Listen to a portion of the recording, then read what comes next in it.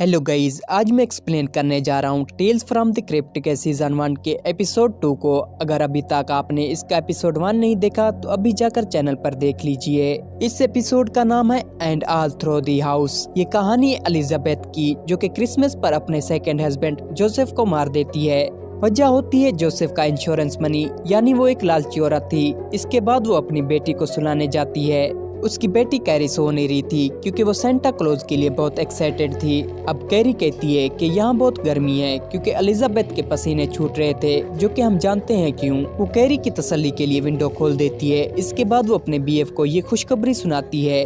अब बारी थी असली काम की, यानी लाश को टिकाने लगाने की। वो जोसेफ की बॉडी को बाहर कुएं में फेंकने जाती है। तभी रेडियो पर एक खबर चलती है कि एक पागल जो बहुत सी औरतों को मार चुका है हॉस्पिटल से भाग चुका है, और वो उस वक्त सेंटा क्लॉज बना हुआ है और कपड़े चुराए हैं उसने किसी औरत को ही मार के।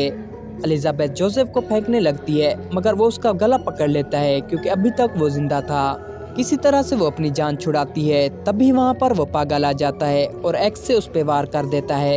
एलिजाबेथ किसी तरह उसका एक्स छीन कर घर के अंदर आ जाती है, मगर वो दरवाजे में अपना हाथ अटका देता है। एलिजाबेथ उसी के एक्स से उस पे वार करके दरवाजा बंद कर देती है। वो भागकर पुलिस को फोन करने लगती है, मगर फिर उसे जोसेफ का ख्याल आता है, इसलिए वो चुप करके फोन रख देती है। वो खिड़की से बाहर देखने लगती है। तभी फोन बजने लगता है। वो फोन उठाती है। इससे पहले वो पागल खिड़की तोड़ के उसे दबोच लेता।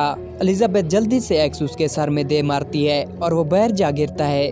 वो फोन उठाती है तो दूसरी तरफ पुलिस थी। वो पूछते हैं कि आपके एरिया में पागल घूम रहा है, मगर एलिजाबेथ कहती है कि यहाँ सब बिल्कुल ठीक है। ऑफिसर कहता है कि उसे उस एरिया में पागल दिखने की रिपोर्ट मिली है, इसलिए वो 2 ऑफिसर्स को वहां छानबीन के लिए भेज रहा है।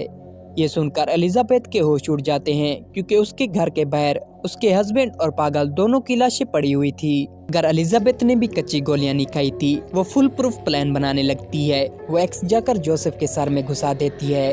प्लान ये था कि जोसेफ को पागल ने मारा और सेल्फ डिफेंस में एलिजाबेथ ने पागल को मार दिया। मगर मसला तो अभी एक था, पागल की लाश तो वहाँ थी ही नहीं और एलिजाबेथ को ये मालूम भी नहीं था। वो पुलिस को फोन करके बोलती है कि पागल ने मेरे हस्बैंड को मार दिया और मैंने पागल को। मगर इसी दौरान उसकी नज़र जोसेफ पर पड़ती है। उसके सर में तो एक्स था ही नहीं और ना ही थी वहाँ पागल की लाश। अब ये देखकर एलिजाबेथ के फिर से होश उड़ जाते हैं। वो जल्दी से अलमारी से गन लेने जाती है और जल्दी के चक्कर में वहीं फंस जाती है। वहाँ से उसे पागल नजर आता है जो कि ऊपर उसकी बेटी के कमरे की तरफ जा रहा था, जहाँ से विंडो खुली हुई थी। ये देखकर एलिजाबेथ शोर मचा देती है और ये शोर सुनकर उसकी बेटी भी जाग जाती है।